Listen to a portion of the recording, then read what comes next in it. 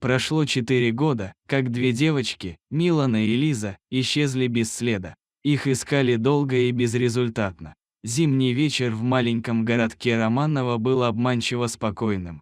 Снег мягко покрывал улицы, скрипя под ногами, и скрывал все следы. Для Ирины Беловой, майора полиции, это был один из последних вечеров на службе. Через месяц она выходила на пенсию, но все еще не могла забыть исчезновение двух маленьких девочек, которые исчезли в ту страшную ночь 4 года назад.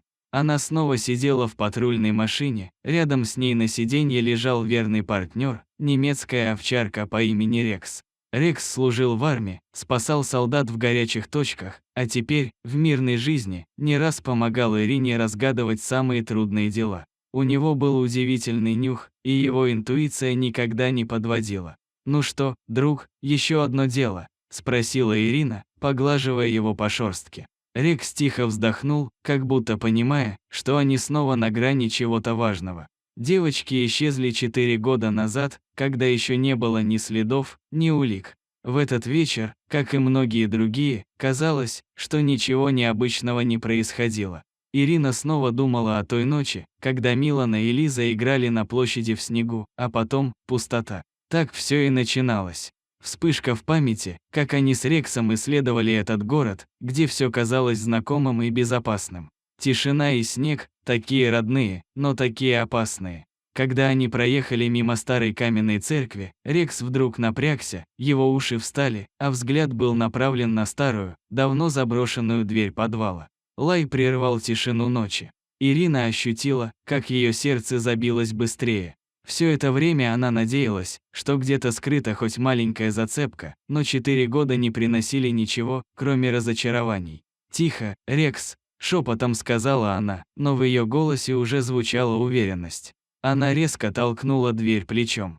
Скрип и запах сырости и заброшенности ударили в нос. За дверью был только старый хлам, ящики, обломки мебели, паутина. Но Рекс не остановился. Он рвался вперед, точно знал, что за этой дверью что-то важное. «Пойди туда, Рекс», – сказала Ирина и опустилась на колени, чтобы помочь псу. Вдруг ее пальцы коснулись чего-то мягкого.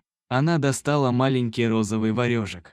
Он был точно такой же, как на фотографиях девочек. Эти варежки были подарком от матери на Рождество. Ирина замерла. В ее руках был ответ. Рекс тихо заскулил, прижимаясь к находке. Он как будто говорил: «Я нашел их, теперь твоя очередь довести дело до конца». На следующий день Ирина с коллегой, капитаном Артемом Викторовичем, приехала к дому матери девочек, Людмилы Смирновой. Людмила по-прежнему жила в том же доме на окраине города. Все оставалось, как и раньше: игрушки, кровати, на кухонном столе стояли чашки, для нее и для тех, кого она ждала. «Мы нашли что-то», – сказала Ирина, протягивая варежек. Людмила приняла его в руки, прижала к лицу и зарыдала. «Это Лиза. Я сама вязала им эти варежки. Это мои девочки». После этого Ирина вернулась к подвалу. На этот раз Рекс снова проявил свою чуткость. Он почти сразу наткнулся на новую подсказку. Слыша что-то странное за стеной, Рекс был готов рваться вперед. Ирина почувствовала, что они близки. «Это они», – прошептала она. «Они все еще здесь».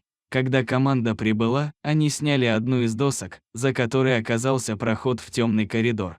Внутри было темно и холодно, но Ирина включила фонарик, и они двинулись вглубь.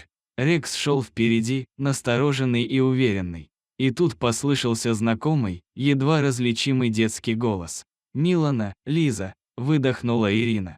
Но когда она оглянулась, Рекс был уже в самом центре действия. Пес вел их, зная путь, как будто прошел его раньше. Он чувствовал, что девочки не так далеко. Коридор привел их в темное подземелье, где они обнаружили маленькие кровати и старые игрушки.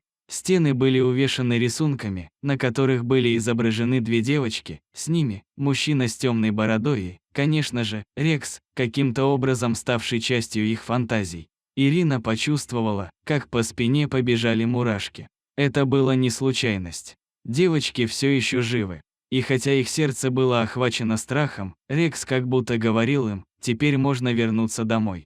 Ирина почувствовала, как тронуло ее сердце, когда одна из девочек, боясь, но все же доверяя, сказала, что это тот самый пес, которого она рисовала. И вот, когда девушка протянула руку, Рекс подошел и осторожно положил свою голову ей на колени. В этот момент весь страх, все сомнение в глазах девочек растворилось. «Он нас нашел», – прошептала одна из них.